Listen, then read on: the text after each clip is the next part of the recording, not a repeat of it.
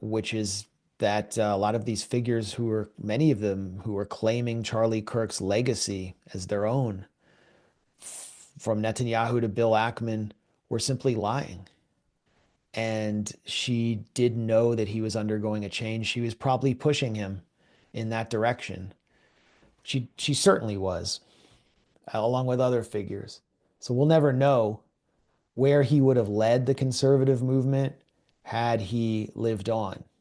I think if he had undergone a real spiritual transformation, he would have changed all of his views and disbanded his organization, but that's just how I interpret the world. But on this point, she was also referring to rumors, which she, knowing Charlie Kirk, has better insight into than I do, that he was actually getting interested in Catholicism.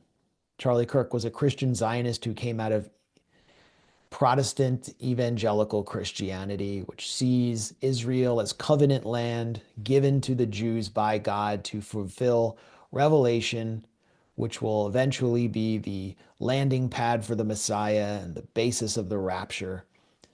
And he was moving away from that, moving away from his pastor, Rob McCoy, who's basically part of his organization, and was beginning to attend Catholic Mass with his wife. It's true that he was attending Catholic Mass with his wife. And after his death, his communications director, Andrew Colvett, sort of tried to spin it as they were just enjoying the view inside the Catholic Church.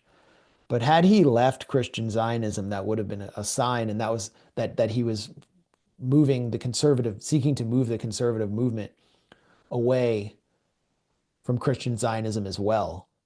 There was nothing, if he was a figure that sort of transcended Israeli influence, but at the same time, he depended on the Zionist donor class.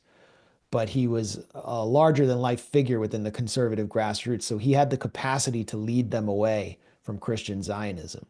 And again, after his death, Ben Shapiro, one of the leading Israel First voices in sort of pseudo-conservative, conservative incorporated media, co-hosted Charlie Kirk's show and announced that he was making $1 million donation to encourage more young people to come to Christ. Very weird statement, especially from someone who doesn't believe Christ is the Messiah because he's Jewish. But also weird because where did Ben Shapiro get $1 million? His organization, the Daily Wire, is collapsing. They canceled everyone's credit cards last year. Their offices are shuttering. It wasn't working. Ben Shapiro is like an AstroTurf fake creation. No one actually likes listening to him. And so he has $1 million to give to TPUSA to encourage people to come to Christ. That's not what's going on there. Some Zionist billionaire gave him $1 million to gift to them so that they would encourage people to come to Christian Zionism, which, according to Candace Owens, Charlie Kirk was moving away from. So we can clearly see what's happening here. And who is taking over TPUSA? Charlie Kirk's wife, Erica Kirk, who is said to be a Catholic, who has not come out and shut Candace Owens down yet.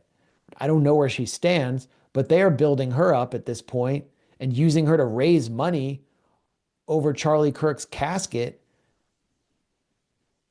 And they're basically promising her political stardom in the future.